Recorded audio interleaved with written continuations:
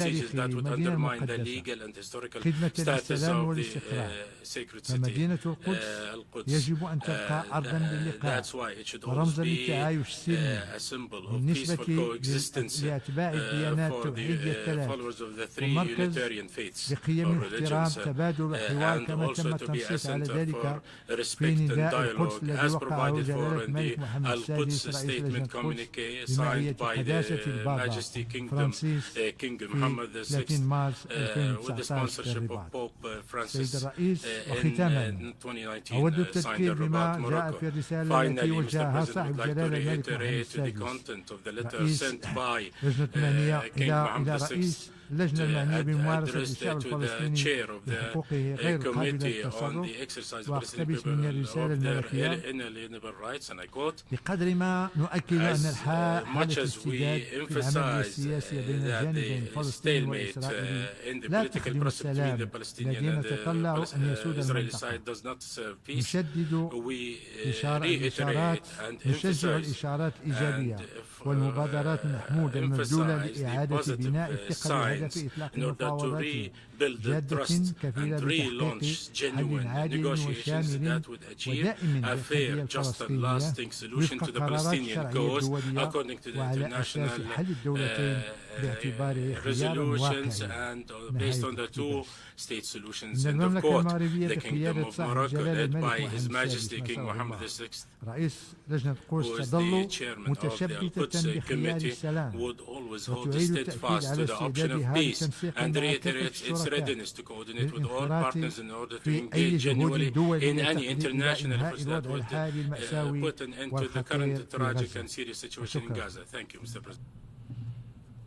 Thank the distinguished representative of Morocco, and now give the floor to the distinguished representative of the Democratic People's Republic of Korea.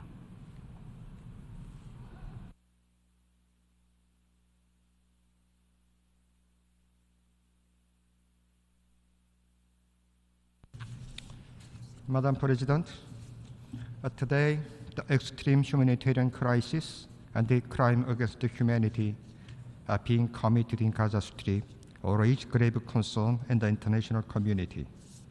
Last Friday, the 10th Emergency Special Session of the General Assembly adopted a resolution calling for immediate and sustained humanitarian truce leading to the cessation of the hostility between Israel and Hamas, and demanding that all parties immediately and fully comply with their obligation under international law, including international humanitarian law.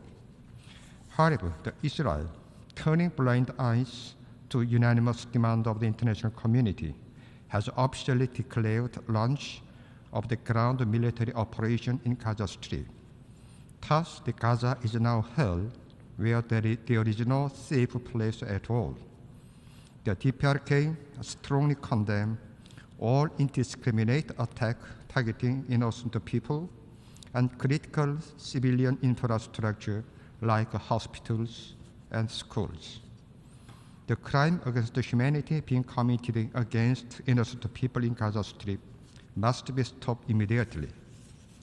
Current Middle East crisis is inevitable result of the illegal act of Israel in occupied East Jerusalem and the rest of occupied Palestinian territory.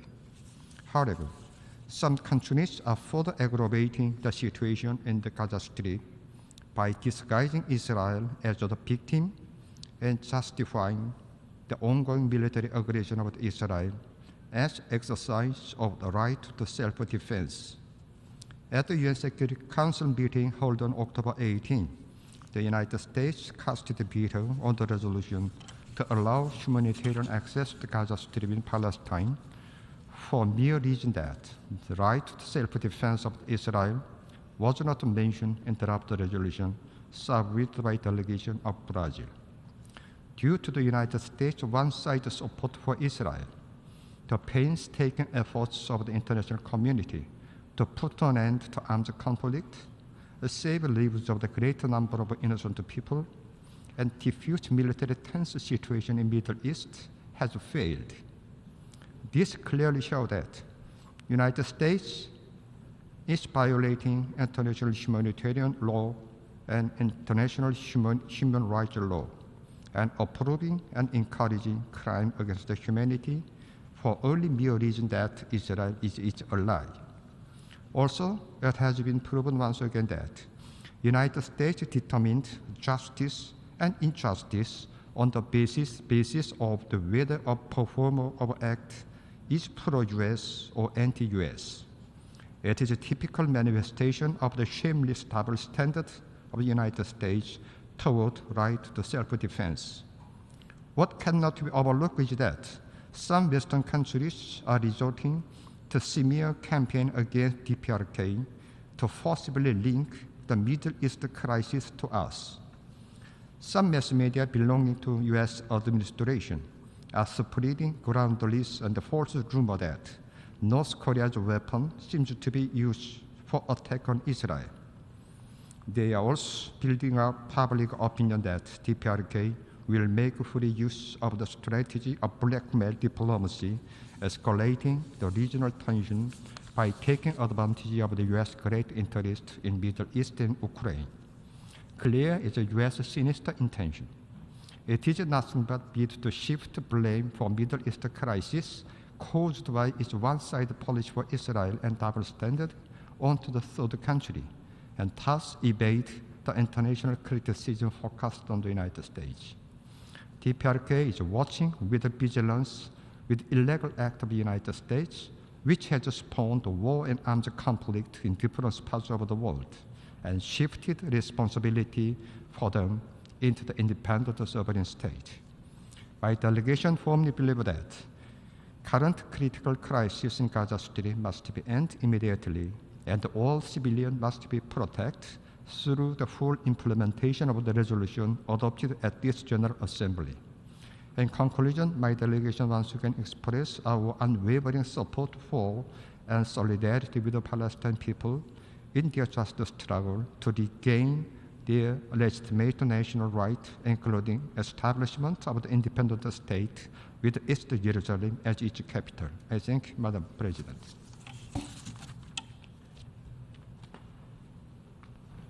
I thank the distinguished representative of the Democratic People's Republic of Korea and now give the floor to the distinguished representative of the plurinational state of Bolivia.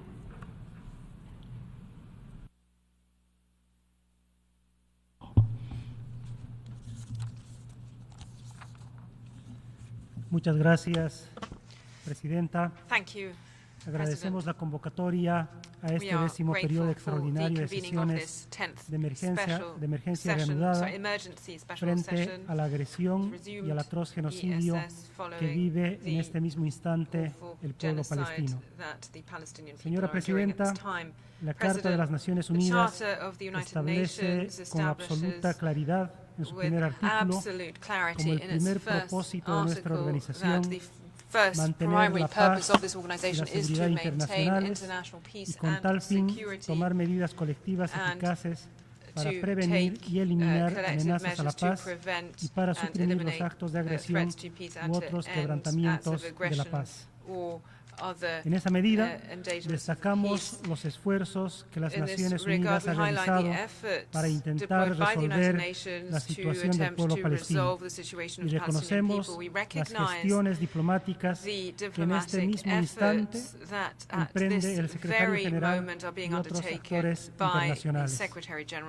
Sin embargo, observamos que todos estos esfuerzos han sido insuficientes para otorgarle la paz definitiva y el derecho a la autodeterminación al pueblo de Palestina, que desde finales del siglo XIX, año tras año, ha sido desplazado de su territorio originario por intereses coloniales. Nuestra organización, las Naciones Unidas, está en deuda con el pueblo palestino, porque no hemos logrado concluir aquello que proyectamos como solución para la paz definitiva y duradera en el año 1947. Mientras nuestras acciones avanzan lentamente, Israel se benefició de la resolución que le da la existencia como Estado y desde ese momento hasta hoy, como potencia ocupante, desconoce todas las demás decisiones y resoluciones de las Naciones Unidas. Esta es una clara demostración de desprecio e irrespeto a la comunidad internacional y a todo el desarrollo del derecho internacional y el derecho internacional humanitario, que son la base de la paz y la seguridad internacionales. Presidenta, excelencias, colegas, rechazamos la pérdida de vidas en cualquier parte del mundo y el sufrimiento de los pueblos sin importar su nacionalidad. Es por ello que debemos actuar con urgencia y coherencia. Las vidas de las palestinas y palestinos tienen el mismo valor que la vida de todos los ciudadanos del mundo. En los últimos días hemos observado atónitos el ataque desmedido y genocidio de civiles palestinos en Gaza. Como se ha mencionado en esta misma asamblea, al día de hoy han perdido la vida más de 8.500 palestinos, de los cuales el 70% son mujeres y niños. Estamos viviendo un momento de inflexión en la evolución del conflicto, donde Israel, como potencia ocupante, ha decidido aplicar un castigo colectivo a los palestinos en Gaza, a quienes no reconoce su existencia, destruye sus viviendas, escuelas, hospitales y los priva de sus derechos más básicos, dejando a la población sin alimentos, sin combustible, sin electricidad, sin tratamientos médicos, sin agua. La agresividad inhumana y los falsos argumentos del gobierno de Israel ya no son sostenibles. ¿Cómo es posible que el agresor ahora apele al derecho a la defensa poniéndose en el lugar de víctima? No se puede tapar el sol con un dedo. La potencia ocupante, el agresor, el genocida, es Israel. Los responsables de estos graves crímenes de lesa humanidad y crímenes de guerra deben responder ante la justicia internacional. Presidenta, excelencias, colegas, no podemos seguir mirando con indiferencia e indolencia a niñas y niños, seres humanos debajo de los escombros o vidas inocentes arrastrándose entre la devastación producto de las bombas y las armas de Israel. La acción de las Naciones Unidas puede salvar miles de vidas. Por ello, todos los estados y actores involucrados debemos asumir la responsabilidad de abogar por la justicia y la paz. En ese sentido, que mi delegación copatrocinó la resolución presentada por Jordania y fue aprobada por una mayoría aplastante de esta comunidad internacional, para que de inmediato haya un cese al fuego y se atienda a las necesidades humanitarias de las palestinas y palestinos, así como de los ciudadanos de otros países que se encuentran atrapados en la región. Que paren las armas, que paren las muertes, porque la vida es el bien más preciado que tiene la humanidad. Lamentamos la inacción del Consejo de Seguridad por el bloqueo de uno de sus miembros a la resolución de Brasil, que se hubiese constituido en una oportunidad para la paz y una pequeña luz al final del túnel para los palestinos en Gaza. Hacemos un llamado para que el Consejo de Seguridad actúe a la brevedad y envíe a Israel un mensaje unánime, claro y fuerte para que de una vez deje de cegar más vidas inocentes. Señora Presidenta, Bolivia, respetuosa del derecho internacional, de la Carta de las Naciones Unidas, de los Estados miembros, estará del lado correcto de la historia. Estará del lado de los derechos del pueblo palestino. En consecuencia, el pueblo y gobierno boliviano hemos tomado la decisión de romper relaciones diplomáticas a partir del día de hoy con el Estado de Israel, por considerarse un Estado irrespetuoso de la vida, de los pueblos, del derecho internacional y del derecho internacional humanitario.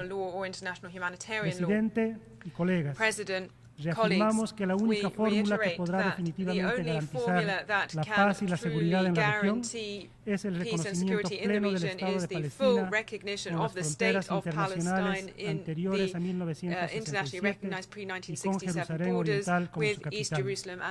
Adicionalmente, En concordancia con sus resoluciones y decisiones, la Organización de las Naciones Unidas debe incorporar a la brevedad posible como Estado miembro pleno de esta Asamblea General al Estado de Palestina. Finalmente, Presidenta, Palestina libre no es solo una causa del pueblo palestino, sino una cuestión de justicia y paz global. La libertad y la dignidad de los seres humanos debe ser respetada en todos los rincones del planeta y es nuestro deber trabajar juntos para lograr un futuro en el que Palestina sea finalmente libre. Hermanas y hermanos palestinos, una vez más reitero que no están solos. Bolivia está con ustedes, los pueblos del mundo están con ustedes. And the peoples of the world are with you also. I thank you. I thank the distinguished representative of the plurinational state of Bolivia and now give the floor to the distinguished representative of Ecuador.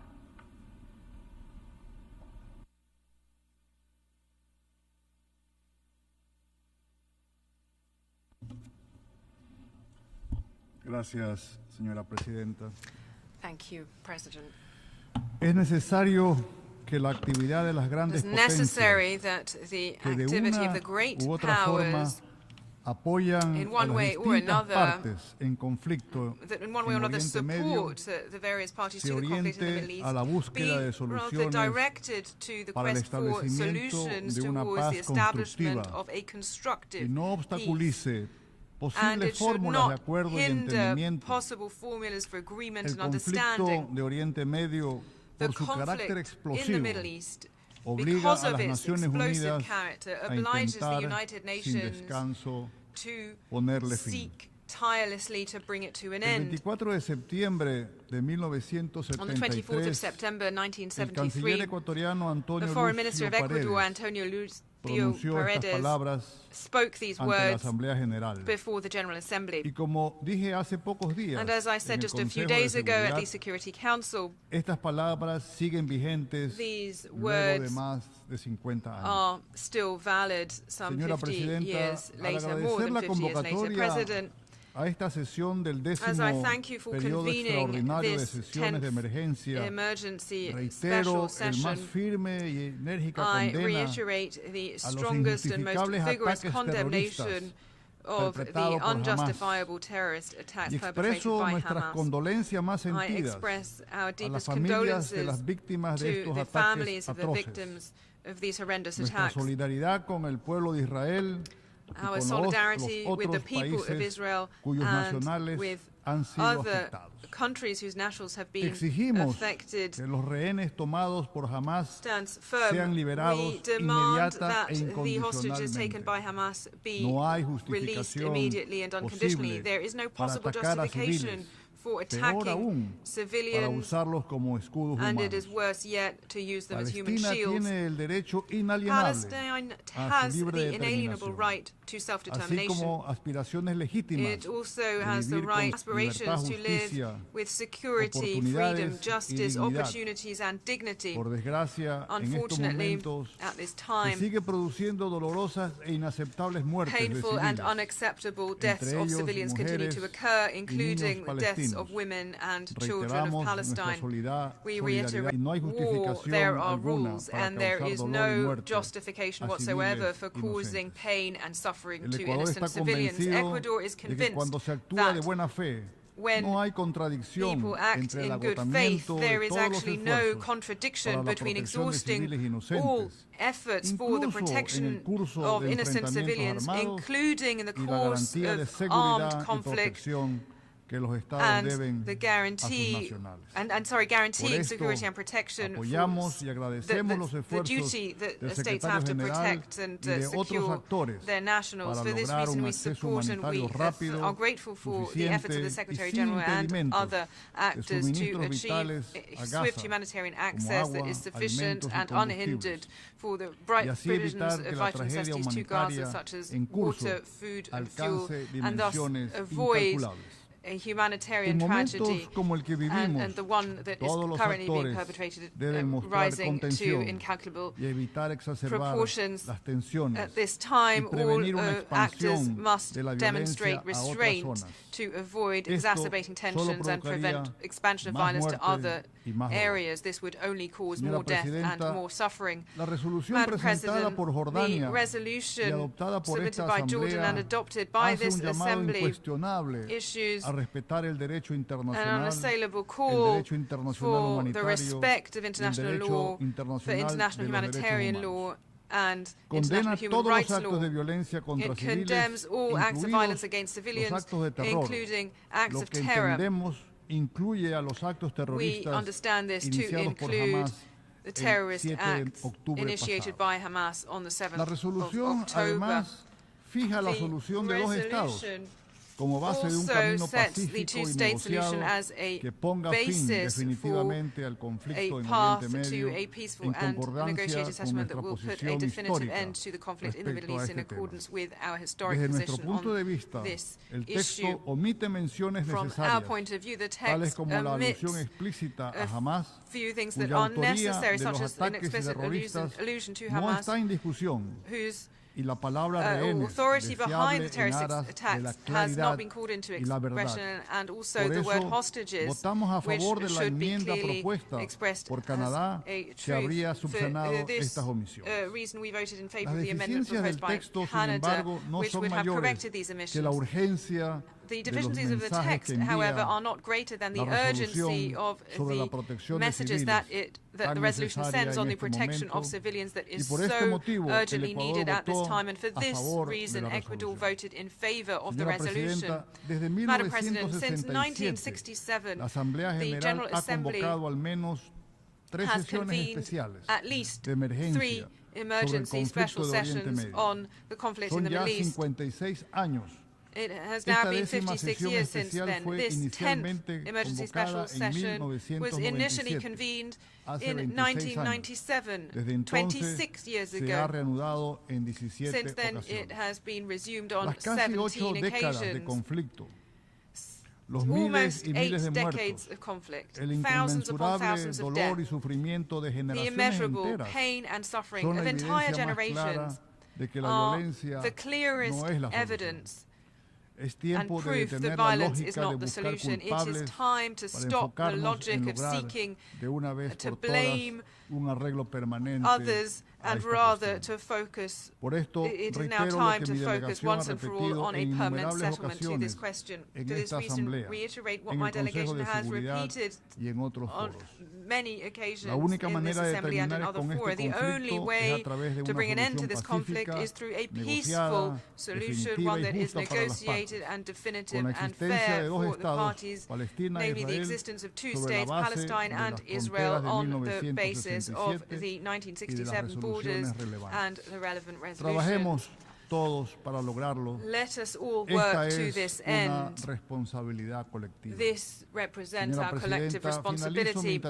President, tal como la inicié, I will conclude this statement as I began, recalling a statement uttered close to 3 decades ago, but still fully valid, and I'm referring to the statement of the 31st of January 1992, delivered by the then Secretary General Boutros Ghali to the Security Council, and he said,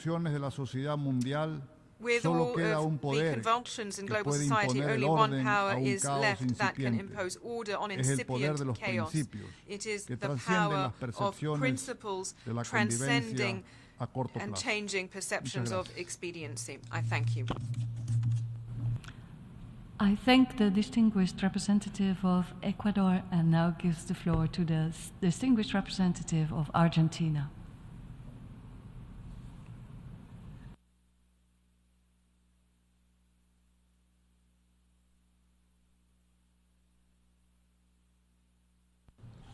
Muchas gracias, señora presidenta. Thank you, President.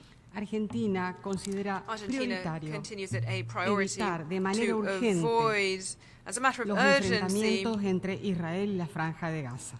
Asimismo, se deben hacer todos los esfuerzos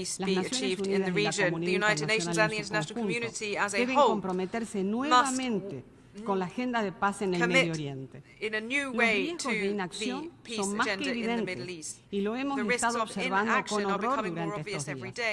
El Consejo de Seguridad de la Asamblea General tiene una responsabilidad de conformidad con la Carta de las Naciones Unidas y debemos asumirla. La credibilidad del sistema de las Naciones Unidas de ello depende. The credibility of the whole United Nations is at stake. In this way, the international community should not lose sight of the fact that the Palestinians in the Gaza Strip are going to need significant and sustained international support in order to rebuild their basic infrastructure, to rebuild their homes and the buildings that have been destroyed. Thousands have died since the beginning of this crisis. And therefore, before I conclude, I wish on behalf of the people and government of Argentina to extend our most deeply felt condolences to the families of the victims, be they Israelis, Palestinian, or of other nationalities. Argentina, as we have done in the past, will continue to support all efforts and initiatives for peace, for the benefit of the peoples of Palestine and Israel and of all peoples of the Middle East. I thank you, Madam President. I thank the distinguished representative of Argentina and now give the floor to the distinguished representative of Spain.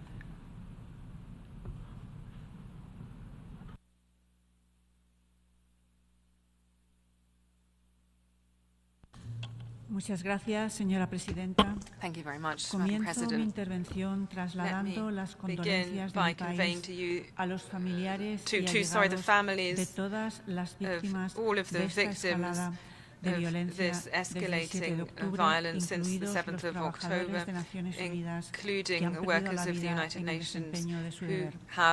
Lost their lives in the course of their duty. It is extremely important for the General Assembly to be meeting to deal with the extremely grave situation in the Middle East and its humanitarian consequences. We decisively support the efforts of the United Nations, led by the Secretary General, to bring an end to the crisis. Following the terrorist attacks of Hamas against Israel on the 7th of October, the situation in the region has degenerating with a new level of violence with unforeseeable consequences for both the region and the rest of the world. The government of Spain has reiterated its strong condemnation of terrorism and violence and its full solidarity with the victims. Spain has recognized the right of Israel to defend itself against these terrorist attacks in full respect for international law and international humanitarian law. Spain supports the urgent request of the Secretary, called the Secretary General for a humanitarian ceasefire. The humanitarian situation in Gaza is getting worse every moment. Israel and the rest of the international community have a duty to protect the civilian population in Palestine and to enable access for humanitarian aid and provisions to the population of Gaza, especially drinking water, food, medicines, and fuel for desalination plants. We have expressed our great concern for the situation of more than 200 hostages, incling one Spanish citizen. All hostages must be released immediately and unconditionally. The taking of hostages represents a war crime.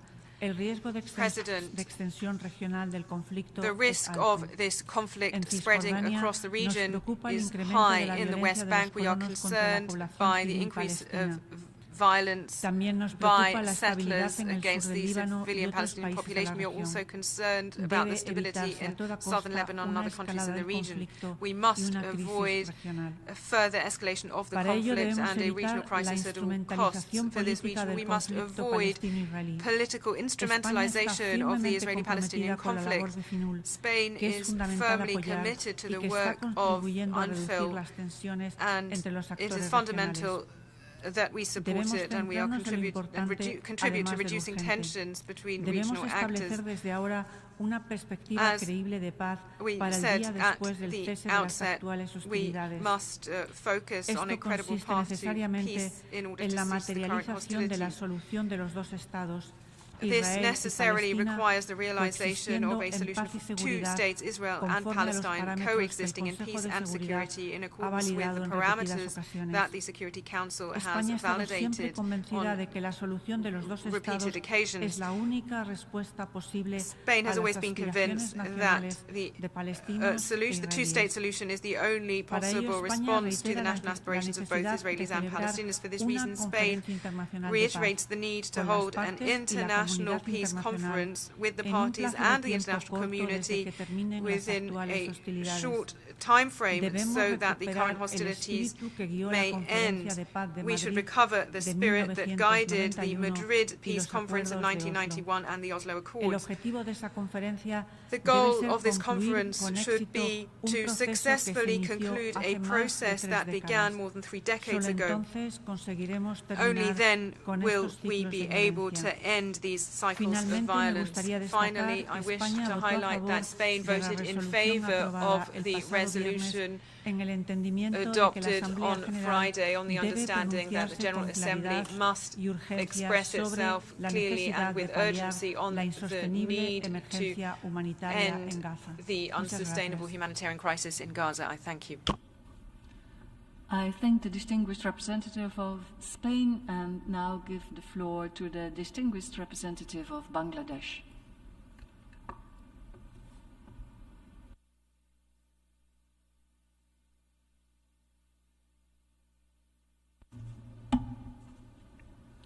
Thank you, Madam President. We thank the PGA for convening the 10th Emergency Special Session of the UNGA. Bangladesh aligns itself with the statement delivered by Mauritania on behalf of the OIC group. The people of Palestine has been going through unimaginable misery, inhuman treatment, and colonial subjugation owing to occupation, continuous attacks and killings, expansion of illegal settlement, demolition of homes, and forcible transfer by Israeli occupying forces for decades. However, in the last 24 days, what is happening has gone beyond description, which has crossed all boundaries of international norms and principles. Indiscriminate and disproportionate bombardment on Gaza, even on hospitals and refugee camps by Israel, has already killed more than 8,000, around half being children, and around 20,000 have been injured. The number is increasing by every passing minute. More than 1.5 million Palestinians have been displaced internally in an area of just 140 square miles, and that do not have necessary bare minimum life-saving assistance. They're running out of food, water, electricity, shelter, and medical supplies. At this moment, immediate ceasefire is a must, and I urge this august assembly to do the righteous thing to save hundreds of thousands of lives. Madam President, it is regrettable that due to the failure of the Security Council to take action, thousands of civilians have already been killed, and the delay in ceasefire will kill, injure, and displace more innocent people. The situation is further deteriorating with the ground invasion by Israel. We have seen in the past also the inaction of the Security Council and failure to implement its own resolutions had encouraged the occupying power to continue its aggressions and brutality that tantamount to war crimes. We urge again to take immediate action to stop the war and take necessary steps to implement all the resolutions of the United Nations related to Palestine. Madam President, blocking of humanitarian assistance is totally unacceptable and cannot be justified in any way. Blockade of fuel and electricity has brought hospitals to a standstill, risking the lives of the thousands of wounded and the sick. Immediate humanitarian access to Gaza with adequate life-saving assistance needs to be ensured. We welcome the humanitarian aid through Rafah crossing, but we all know the meagerness of the supplies going into Gaza, which is characterized by the Secretary General as a drop in the ocean. We call once again to ensure immediate, continuous, sufficient, and unhindered provision of essential supplies and services to civilians throughout the Gaza Strip. Madam President, We're deeply concerned at the killing of UN and other aid workers, health personnel, and journalists in Gaza, and we strongly condemn such heinous act. It is unfortunate that 67 UNRWA staff have been killed, and numerous UNRWA installations have been damaged so far. We demand protection of the United Nations facilities and all humanitarian installations. We have been seeing bombing on hospitals, schools, and shelters with a deliberate attack to kill the civilians. Are these not the incidents of war crimes and genocide? It is not acceptable collectively punishing a civilian population who have been struggling for their independence for more than 7 decades, and any attack cannot be justified in the name of right to self-defense. As an occupying power, Israel's claim of right to self-defense and its endorsement by many is nothing but a fallacy of international law on the question of occupation and the rights and duties of occupying power. Moreover, this august assembly cannot discriminate among people while taking decisions. I echo the words of the Palestinian ambassador in his recent deliberation in the Security Council that Palestinian lives are not less precious than the Israeli lives.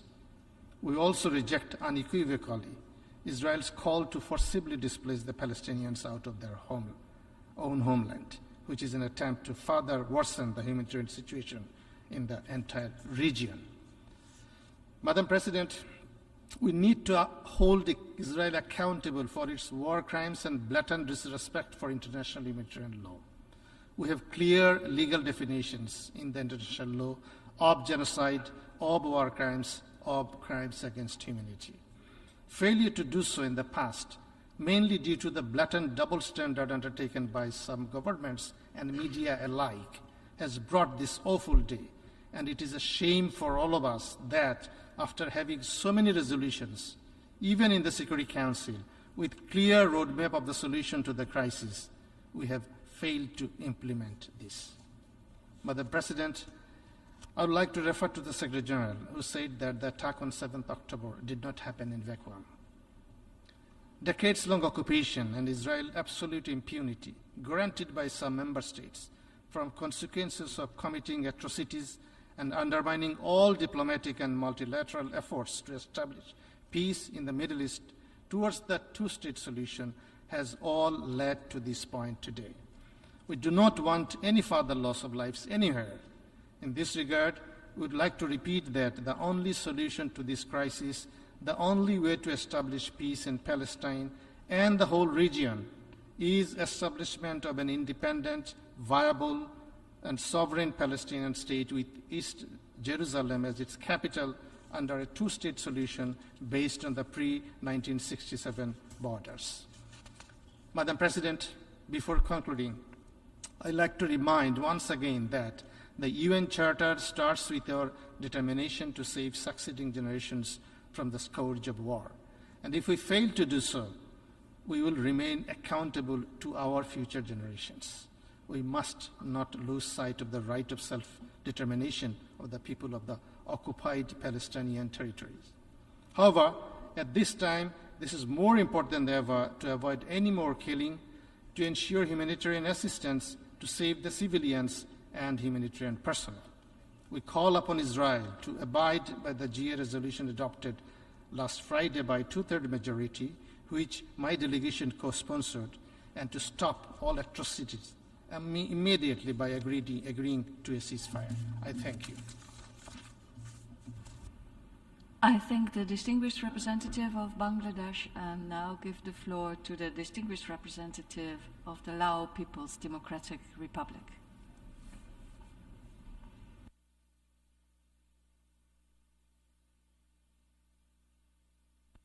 Madam President, the international community stands at the precipice of a grave security crisis, teetering on the brink of a major catastrophe. Immediate and unified actions are imperative to avert this impending disaster. Following the UN Security Council's inability to reach a consensus, on a resolution for an immediate ceasefire and the provision of urgent humanitarian assistance to save innocent lives in Gaza. The responsibility now rests with the General Assembly to address this long overdue yet critically urgent issue with an aim of halting the ongoing violent hostilities between Israel and Palestine. For over 7 decades, political division have hindered progress on the Israeli-Palestine issue. Regrettably, these divisions have recently stalled any concrete action from this organization to protect civilians in the dire need of exercising their fundamental right to survival. As this humanitarian tragedy unfolds, it is crucial for all United Nations members to set aside unilateral political interests and unite unconditionally to save the innocent lives caught in the conflict. We urge all concerned parties to exercise maximum restraint, halt all violent acts, and reopen humanitarian corridors. Madam President, the Lao PDR has been closely monitoring the violent hostilities between Israel and Palestine with deep concern. Witnessing the devastating toll on lives and property, as a responsible UN member and in our commitment to contributing to peace in the Middle East, we therefore have supported the efforts by other UN member states to reconvene this 10th emergency special session of the General Assembly. We commend the Secretary General, all UN personnel, and non-governmental organizations who continue to risk their lives working tirelessly in conflict areas, actively engaging with all parties to de-escalate violence and prevent further humanitarian crises. The recent 3 weeks of violence underscore the urgent need for an immediate, comprehensive ceasefire, despite positive developments such as the release of some hostages and the initial allowance of humanitarian supplies through the Rafah checkpoint. There is much more need to be done. This includes providing efficient and unconditional humanitarian assistance. Madam President, given the current circumstances, it is imperative that we pursue diplomatic solutions and promote messages of peace. First, recognizing that violence benefits no one is crucial. Military engagement only exacerbates the crisis, making an immediate humanitarian ceasefire vital and underscoring the need for dialogue and negotiation. Second, we must unequivocally condemn all acts of violence and assaults on civilians. Both Palestinian and Israeli populations deserve to live free from fear, with their security equally safeguarded. Third, strict adherence to international humanitarian law is essential. Life-saving humanitarian aid, food, water, medicine, fuel must be allowed to reach all civilians in Gaza swiftly, safely, and at scale. Ensuring delivery of these life-saving supplies at the scale needed for the people in Gaza, including the UN, UNRWA, ICRC personnel, and individuals of all nationalities, is a top priority. Establishing unhindered humanitarian corridors and the unconditional release of people held captive are critical steps.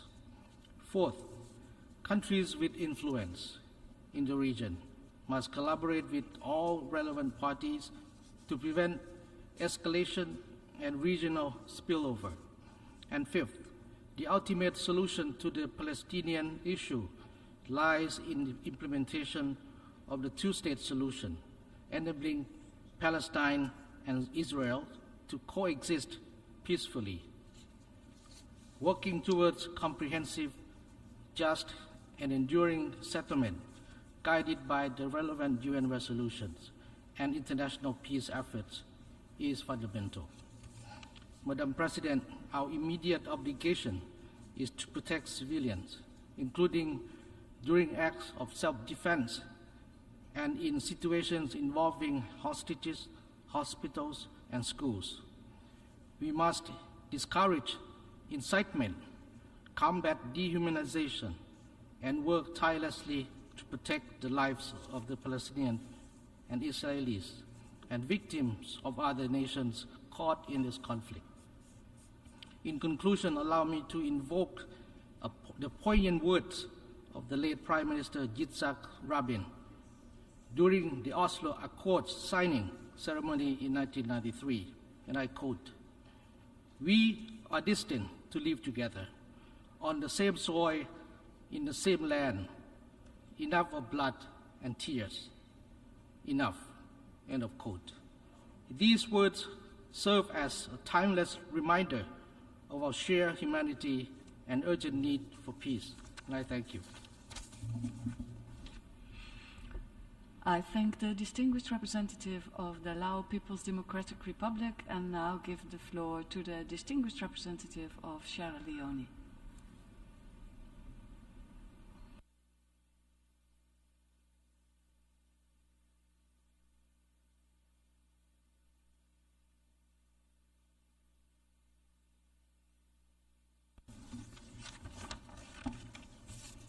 Madam President, thank you for convening this open debate. The present situation in the Middle East and the response of the United Nations Security Council in the past weeks and even up to yesterday is an indication that the United Nations needs to be constructive, deliberate, and sincere in its approach to its work and actions. The world is counting on the United Nations, more especially the Security Council, it must not renege in fulfilling its mandate. Sierra Leone unequivocally condemns in the strongest terms the undefendable heinous attack against Israeli civilians by Hamas on the 7th of October 2023. Sierra Leone also equally condemns in the strongest terms the taking of hostages by Hamas and calls for their immediate and unconditional release. Since the 7th October attacks, we have further noted with grave concern the escalation of the violence, particularly the response by Israel. In noting the existence of the right to self-defense in the Charter of the United Nations, which is available to all states, we are of the firm view that any response must be in line with international law, in particular international humanitarian law, human rights, and other relevant legal norms.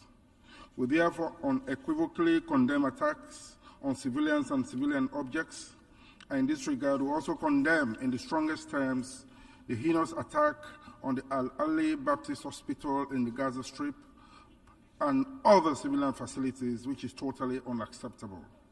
We support the call for an investigation into the matter.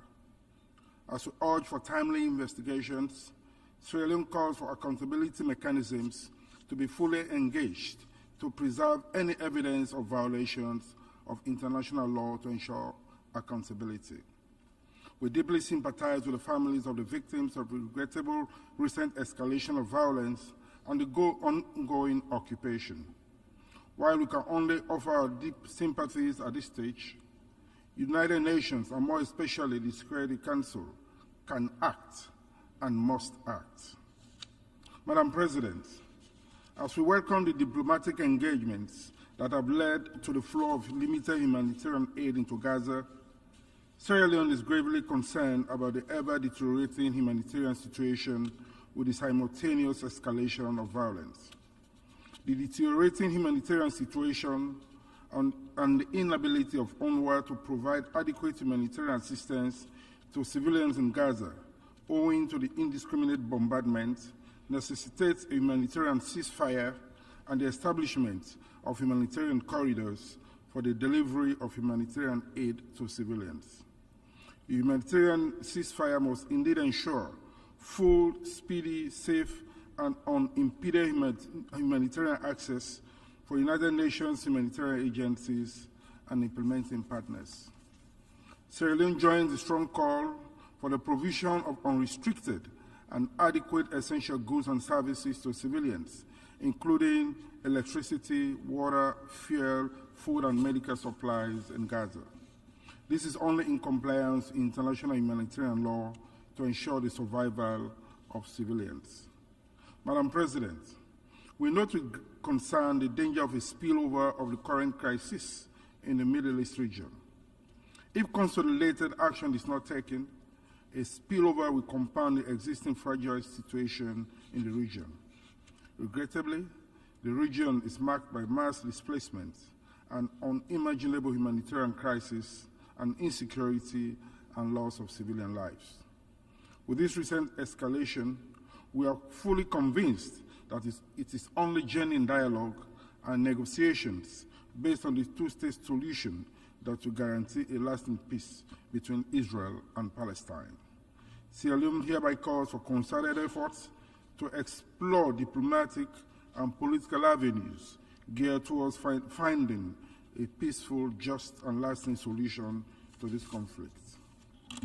Madam President, in this moment of multiple and interlocking crises, when the Security Council is confronted with ever-increasing conflicts around the world, ranging from the ongoing conflicts in the Middle East, the Ukraine, the Sudan, among other places, the Council needs to be reformed to ensure that it remains fit for purpose, legitimate, inclusive, and geographically balanced to perform its overarching duty of maintaining global peace and security. The intergovernmental negotiations on the reform of the United Nations Security Council aims to come to an agreement to make the Council more broadly representative, efficient, and effective in the exercise of its mandate, especially in terms of addressing conflicts that have been ongoing for many years. As the coordinator of the African Union Committee of 10 for the reform of the Security Council, Sierra Leone attaches great importance to these negotiations, and in light of the failings of the Council to act with the needed urgency, we urge Member States to fully support ongoing initiatives to reform the Security Council, in particular for the Council to reflect present-day geopolitical realities. I thank you. I thank the distinguished representative of Sierra Leone and now give the floor to the distinguished representative of Canada.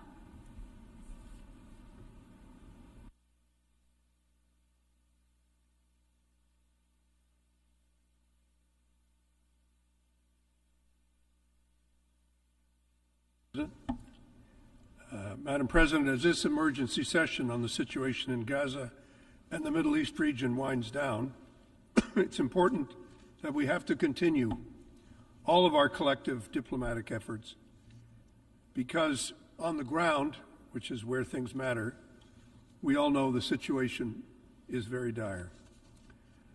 Last week, Canada introduced an amendment to the resolution in an effort to ensure that the General Assembly acknowledged that this current situation arose following an unconscionable terrorist attack by Hamas on Israeli civilians on October 7th, 2023, in which 1,400 people were killed. Canada is pleased that over half of the voting members of the Assembly felt the same way last Friday, but regrets that its amendment did not pass, and therefore we abstained on the resolution.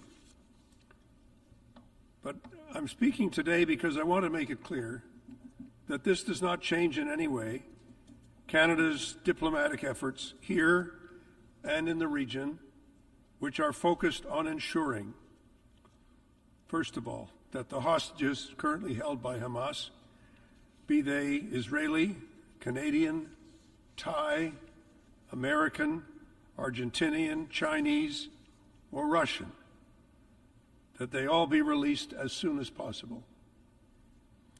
That until hostilities stop between the parties, all possible steps must be taken to limit the loss of life. That humanitarian services are increased immediately and substantially, and that Egypt, Israel, and the UN cooperate fully to ensure that vital humanitarian help is provided.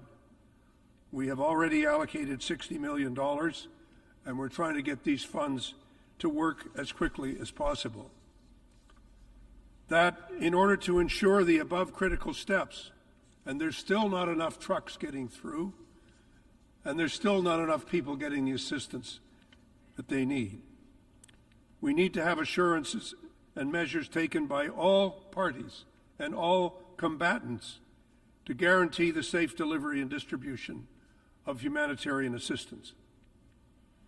And yes, that over 400 Canadian nationals and permanent residents currently trapped in Gaza be permitted to leave, along with many other international citizens who are seeking to leave Gaza. We know that many efforts are underway here, on the ground, in many regional capitals to achieve these objectives, and we are ready to engage in whatever diplomatic and other efforts are needed to resolve them. But we have to come to terms with several things. The first is the terrible toll that the current conflict is taking. All of us weep for over the 3,200 children killed in Gaza in the last 3 weeks, just as we weep for the Israeli children lost on or since October the 7th. As I told the Assembly the other day, there is no hierarchy in death. It affects all of us. And that is why we are urging further steps to deal with the rapidly deteriorating humanitarian situation, why we need rapid and unimpeded access to assistance, and that is why we endorse the need for humanitarian pauses that are going to be, need to be agreed to by all combatants. At the same time, we need to keep our eyes on discussions around a sustainable political solution to this conflict. And this is what needs to change.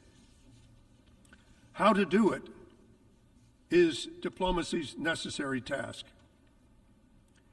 We need to understand that talk about the two-state solution, which many of us have talked about today, is empty unless it's accompanied by the end of the violent rhetoric of absolutism, violent acts of terror, and the ongoing refusal to accept the legitimate interests of all parties.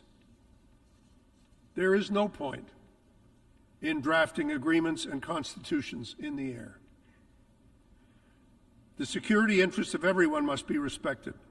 Peace will only come with a willingness to compromise, and that will only happen once all parties understand the deep risks and the terrible costs of the current confrontation.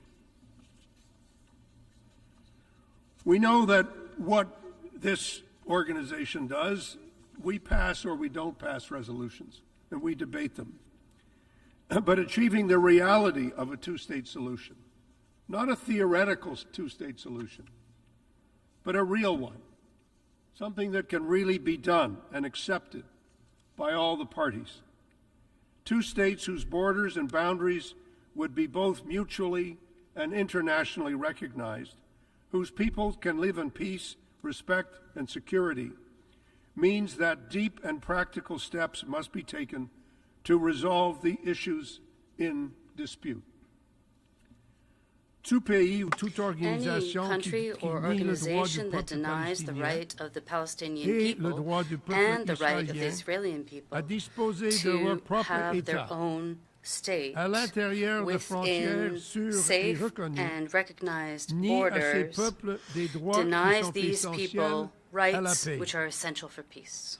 Each of us can have more than one thought at the time. It is possible to fully and strongly support the right of Israel to exist while criticizing certain Israeli policies. It is possible to fully and strongly support the self-determination of the Palestinians, all while designating Hamas as a terrorist organization and while unequivocally condemning its actions. Many delegations, moreover, had indicated to us that the adoption of the Canadian amendment would have allowed an even larger majority of states to support the resolution.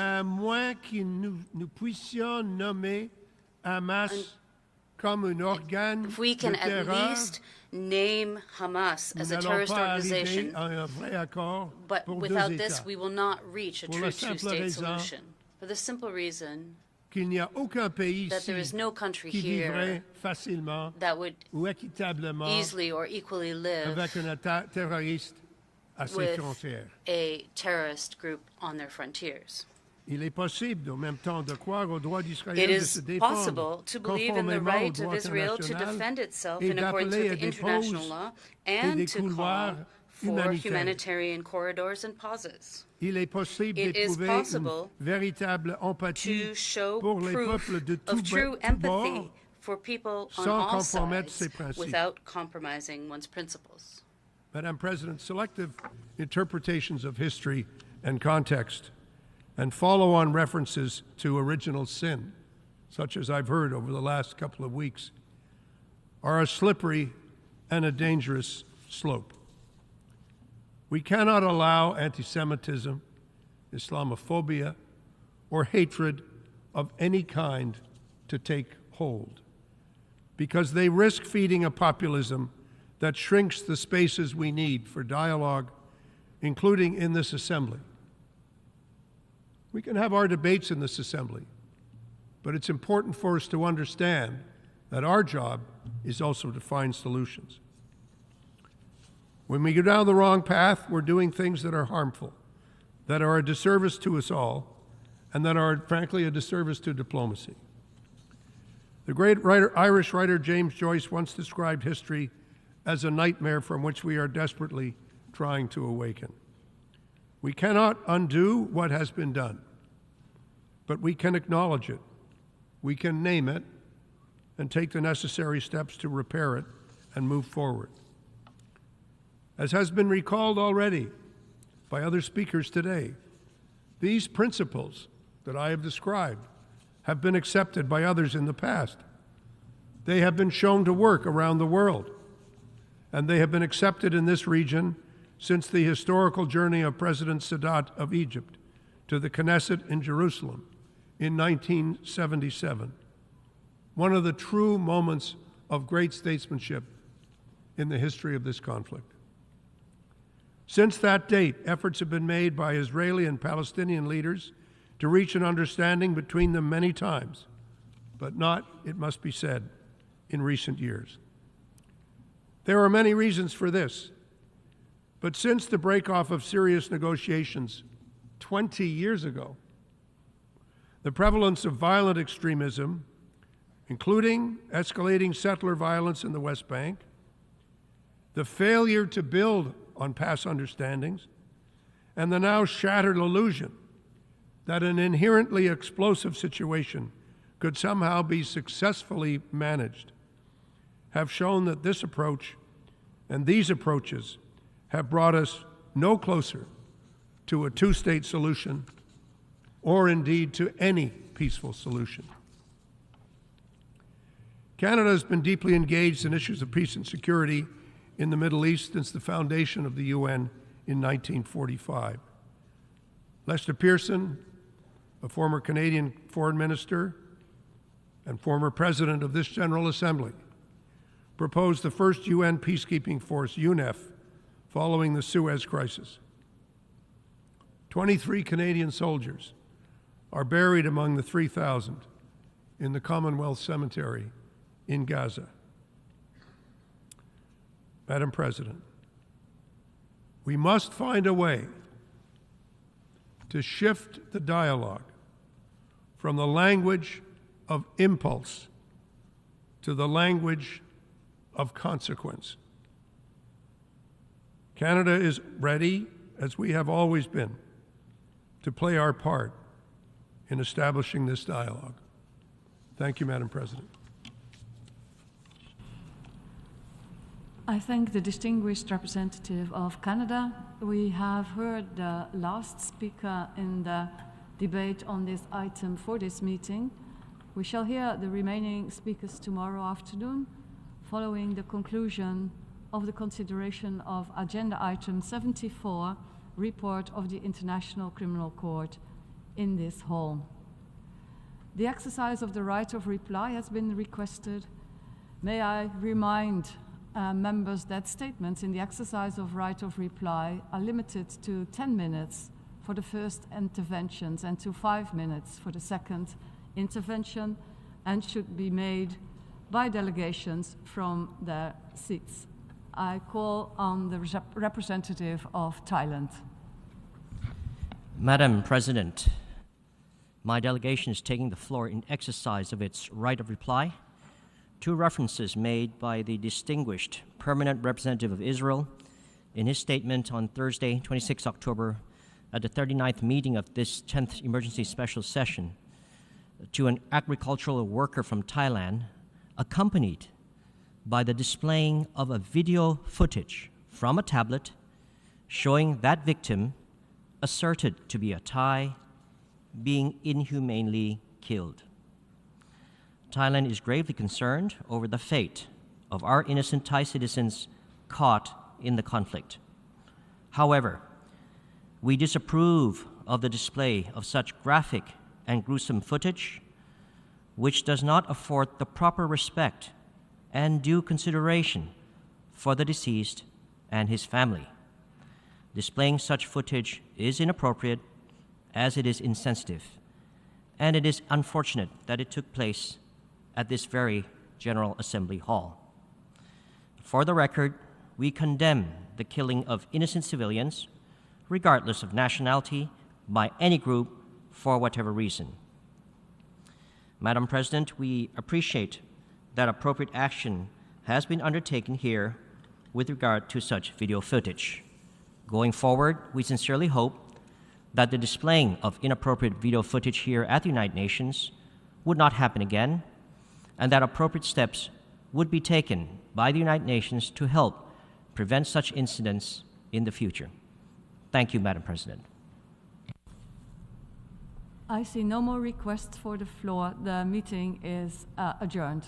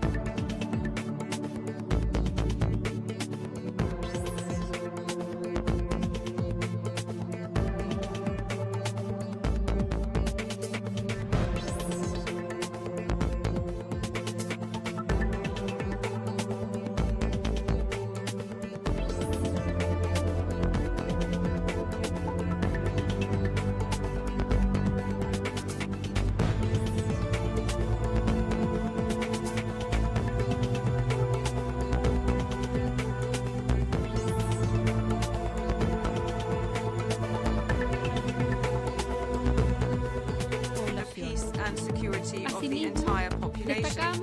We also highlight the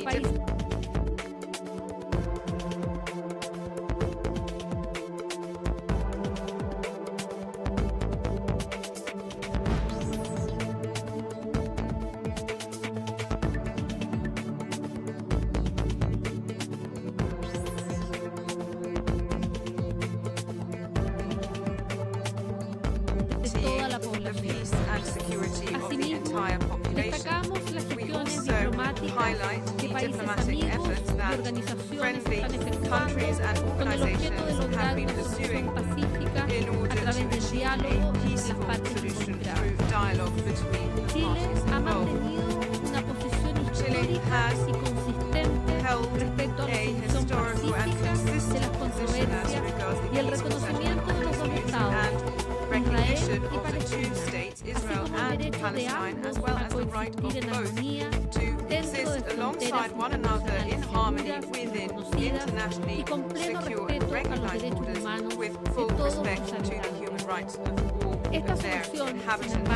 This solution, however, is very far from becoming a reality. This has taken a new turn since the terrorist acts perpetrated by Hamas on the 7th of October. We unreservedly condemn and unequivocally condemn the actions of Hamas as we do any terrorist acts of violence and hostilities against a civilian population. We therefore also call for the unconditional release of all hostages held by this organization which has committed terrorist acts, and they should ensure the well-being and treatment of the hostages in accordance with international law. By the same token, we are concerned by Israel's military operation in Gaza, the use of force under the banner of the self-defense of a state that has been under attack should be guided by the principles of proportionality, differentiation, and precaution.